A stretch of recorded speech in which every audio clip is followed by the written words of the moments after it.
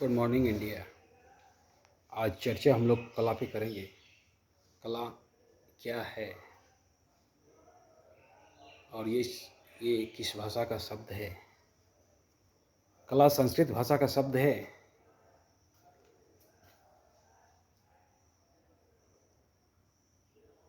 और हमारे धार्मिक ग्रंथ में भी 64 कला का वर्णन किया गया है।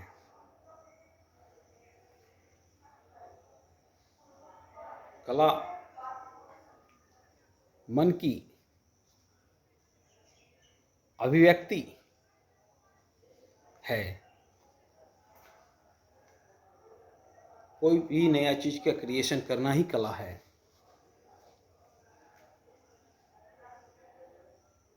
हमारे महान दार्शनिक ने अपने माध्यम से तरह तरह की कला की परिभाषा दी है,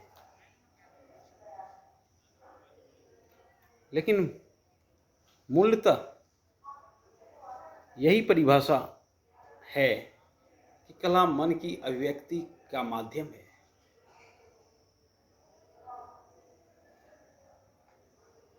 कला शब्द भी बहुत बड़ा है, कलाकार भी बहुत बड़ा होता है।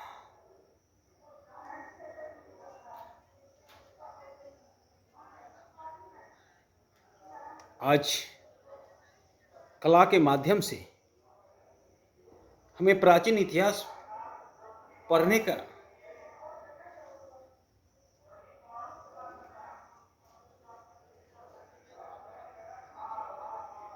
माध्यम मिलता है। और कला उस समय डेवलप हुआ था जब कोई भाषा नहीं डेवलप हुआ था।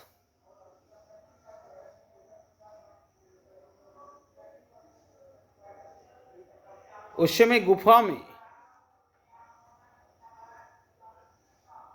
रेखा चित्र बनाया जाता था। जब कोई शिकार खेलने के जाता था तो वो रेखा चित्र बनाकर उस जगह से चला जाता था, ताकि दूसरा जब भी देखे तो उसको मालूम हो कि इस जगह से आदमी गया है शिकार खेलने। और सबसे पहला भाषा मानव का मूलतः कला ही था। इसके बाद कला कई एक चरणों से गुजरा। आज अजंता, एलोरा, खजुराहो देखने को मिलता है। भारतीय कला खासकर या भारतीय कला में सबसे ज्यादा काम हुआ, लेकिन भारतीय कला को लिखने वाला यहां पे नहीं था।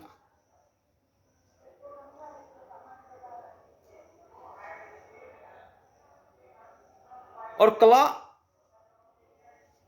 धार्मिक प्रचार प्रसार का भी माध्यम रहा।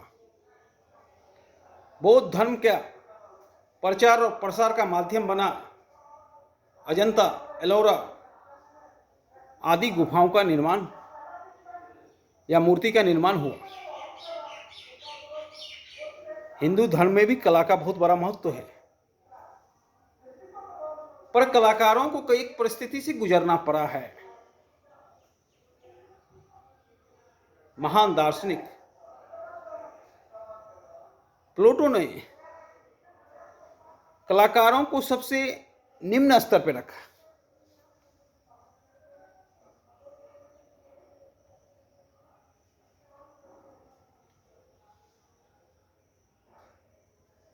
उन्होंने बोला कि कलाकार से अच्छा तो बढ़ाई है जिसकी बनाई हुई कुर्सी पे आप बैठ सकते हो। कलाकार भ्रम पैदा करता है। जैसे कोई हम मूर्ति बनाते हैं, वो मूर्ति बोलता नहीं है, लेकिन वो आदमी होने का एहसास दिलाता है। या कोई ड्राइंग बनाते हैं तो वो होने का एहसास तो दिला सकता है, लेकिन बोलता नहीं है। इस चीज से प्लूटो बहुत खपा था।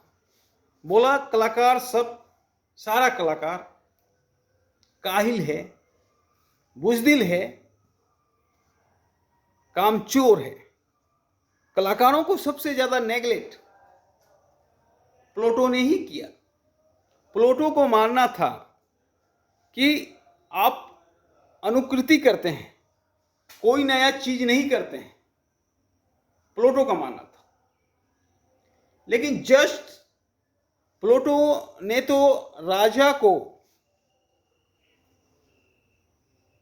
कला के प्रति इतना नफरत राजा के मन में फैला दिया था कि सारा कलाकार गुफा की तरफ भाग गया। जिसको सृजन करना होता था, चुरा कर मूर्ति बनाता था, पेंटिंग करता था, पकड़े जाने पर हाथ तक काट दिया जाता था। पर कलाकार मानने वाला कहाँ है? कलाकार तो एक शराबी की तरह होता है। अगर वो कोई ड्राइंग कलाकार करता है तो उससे मोहब्बत करता है। कलाकार दीवाना होता है। इसलिए कई कलाकारों ने चुरा कर गुफा कंदराओं में जाकर अपना ड्राइंग करते थे, पेंटिंग करते थे। उस दरमियान भी कलाकारों ने हार नहीं माना। उसके बाद अरस्तु आए, प्लूटो के शिष्य थे, पर अरस्तु का सोच कलाकारों के प्रति डिफरेंट था। उनका मानना था कि अनुकृति भी कला है। अब प्लूटो ने जो काम नेग्लेक्ट करने का किया था, अरस्तु ने उसे सम्मानित करने का काम किया। अरस्तु ने कलाकारों को एक सम्मान की दृष्टि से देखने का काम किया और वहाँ से कला और कलाकार अच्छे रूप में उभरा। तो कलाकारों को कई एक दौर से गुजरना पड़ा। इतिहास साक्षी है। और अभी भी कलाकारों को बहुत बड़ी दौर से गुजरना पड़ता है। कोई एक्टर है, घर में अगर बोलता है कि हम एक्टिंग करने जाएंगे तो बाप कहता है घर से निकल जाओ, तुमको डॉक्टर बनना है, इंजीनियर बनना है। या कोई बच्चा है कहता है आर्ट कॉलेज जाएंगे तो बाप यही कहता है। अभी भी कलाकारों के साथ बहुत बड़ा सम्मान वाली बात नहीं हो रही है। वैसे कला इतिहास में भी कई एक कलाकार घर छोड़कर कला की साधना किए हैं। घर से बगावत करके कला की साधना किए हैं, जिसमें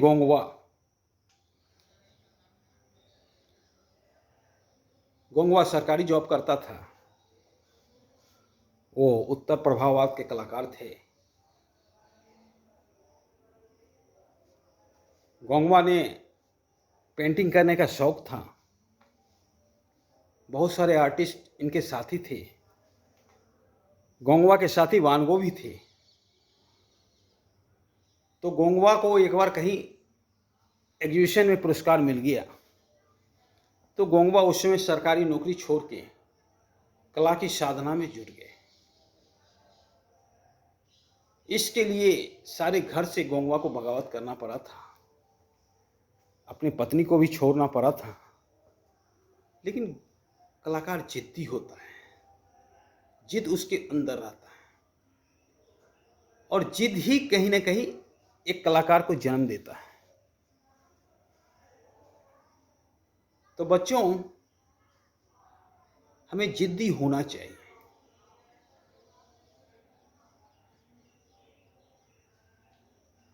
और कलाकार जिद्दी होता है। जिद्दी किसी चीज को अचीव करने का जिद, किसी चीज को पाने का जिद, दुनिया में जीने का जिद, हर तरह का जिद होता है।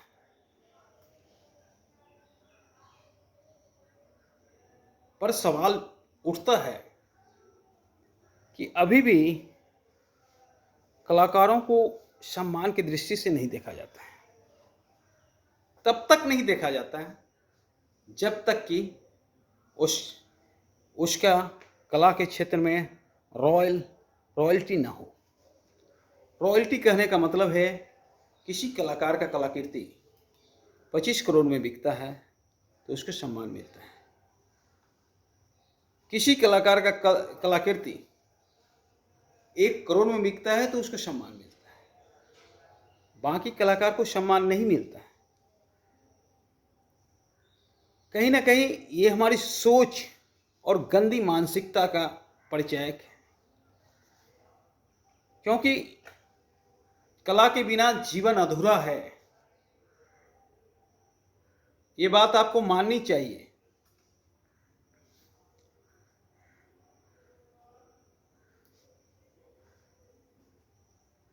बहुत सारे हमारे रजनीश ने भी यही बात बोली है, ओशो ने, कि आप को किसी भी चीज का क्रिएशन कर सकते हैं तो कितनी अच्छी बात है। अगर आप टोकरी भी बना सकते हैं तो बहुत गर्व की बात है। अगर आप कुछ भी क्रिएशन कर सकते हैं तो ये बहुत गर्व की बात है। आप क्रिएशन करने की आप में क्षमता है और आपकी तुलना उस गॉड से होगी।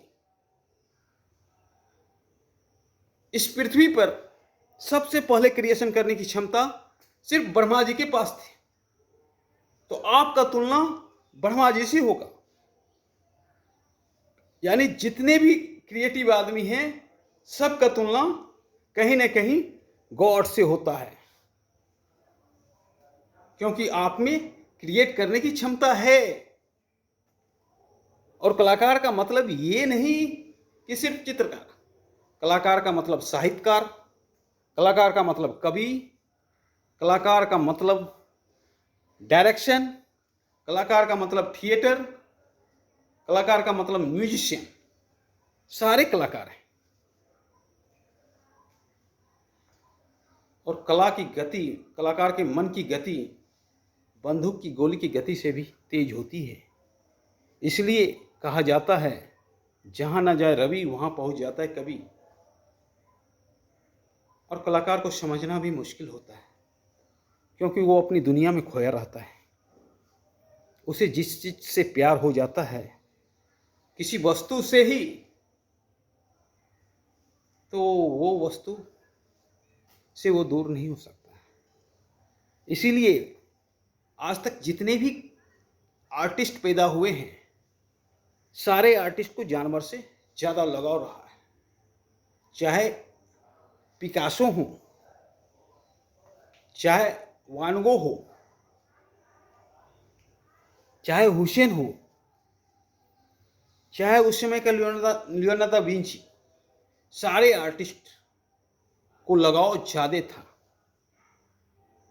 क्योंकि कलाकार क्रिएट तो कर सकता है लेकिन कभी विनाश नहीं कर सकता है। विनाश के बारे में सोच भी नहीं सकता है। जो क्रिएट कर सकता है वो कभी डिस्ट्रॉय नहीं कर सकता है। पर इस समाज में इस चीज को नहीं समझा जाता है। ये गलत बात है। और बिहार जैसे कल्चर में तो इस चीज को वाकई नहीं समझा जाता है। हाँ, बंगाल में कला का महत्व है, वहां कला का सम्मान है। हर घर में वाटर कलर होता है, ऑयल कलर होता है, वहाँ कला का हर चीज़ का सम्मान है। म्यूजिक होता है, डांस होता है। लेकिन हमारे बिहारी कल्चर में कला का कोई सम्मान नहीं है बच्चों। कोई बच्चा अगर ड्राइंग करता है तो पिताजी कहते हैं ये पढ़ेगा नहीं, और ड्राइंग कॉपी उठा के फेंक देता है।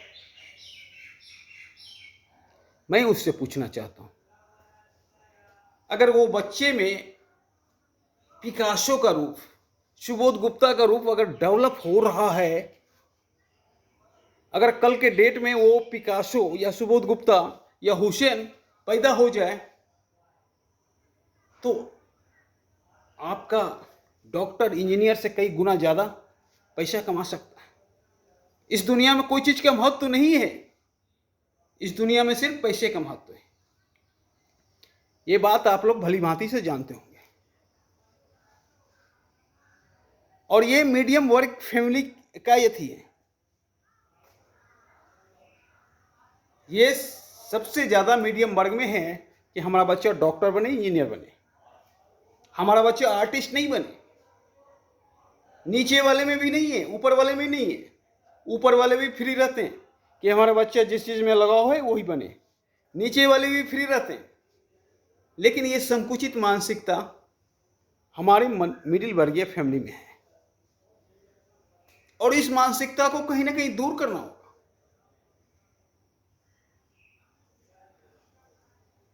मिडिल वर्गीय फैमिली ये सोच ले कि हमारा बच्चा जो कर रहा है वो सही कर रहा है, तो बच्चा कभी डिस्ट्रॉय नहीं होगा।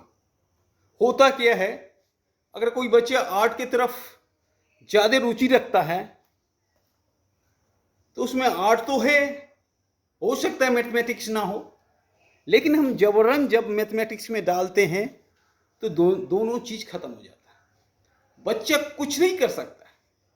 इसमें बच्चे की गलती नहीं है, इसमें गलती आपको देखने का है कि आप किस नज़र से अपने बच्चों को देख रहे हैं। हमारा कोई भी बच्चा, हर बच्चा मेरा टैलेंटेड है, या यूं कहें कि समाज के हर वर्ग का बच्चा मेरे पास है। कोई साइंटिस्ट है तो कोई लीडर है तो कोई क्रिकेटर है। लेकिन अगर सब बच्चे को एक ही प्रारूप में हम ढालना चाहेंगे तो ये गलत बात है।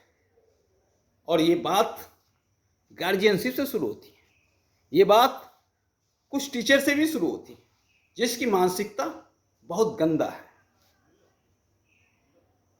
तो बच्चों, कला आपने जान लिया, कलाकार भी जान ही गए होंगे।